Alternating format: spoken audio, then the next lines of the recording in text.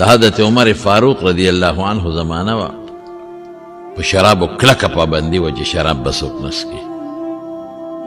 یو مسلمانو او د یو ذمي یهودي عیسایي د هغه د کور نه راووته د شرابو بوتل وسره شراب یې واخیسته او چې څنګه د هغه کور نه راووته حضرت عمر فاروق یې ولیده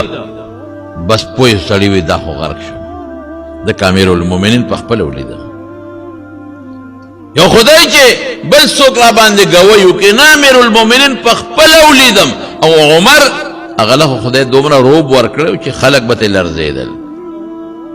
په بخاري شریف کې راځي عبدالله ابن عباس غوندې سړی صاحب د عباس رضی الله عنه زوی د حضور پاک د تره زوی د عبدالله ابن عباس او د پیغمبر مبارک خدمت یې کړی دی او خلکو به یې ډېر قدر او عزت کو پیغمبر مبارک ورته د علم او د حکمت دعا کړې ده او په بخاري کې راځي وي یو مسله کې مې سودا وه او دا مسله به د عمر نه بل چاته نه وه معلومه و یو کال په دې سوچ کې هم چې د عمر نه به دا تپوس څنګه کوم یو کال نو یو ځل ورسره په سفر باندې روان وم نو یو دسماتي لته نو ما ورسره لوټه واخیسته نو یې په لارې طبیعت برابر و نو ما ورته وویل چې صاحب یو کال وشو خو تا نه یریږم تپوس ته نه نشم کولی ادوه ښځې تتوبه الی الله چې قرآن شریف کې راځي قد صغت قلوبکما نو دا کمې ښځې وې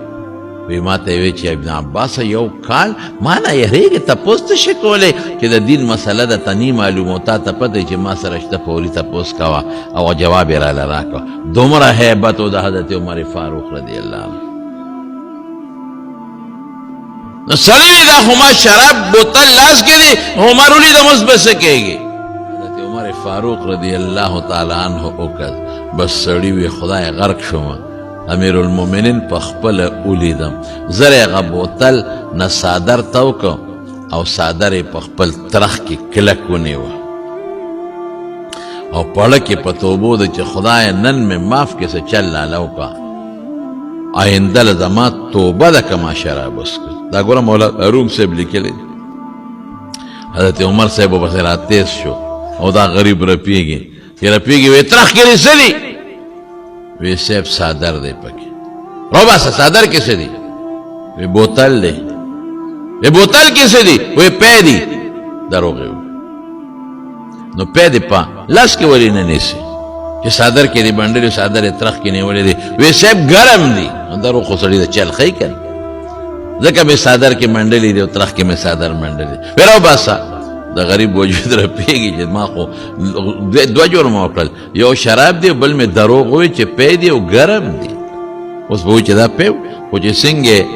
څادر د ترخ نه راوویسته او څادر یې لرکو او بوتل دست شو چې په ځمکه ته یې پرېوته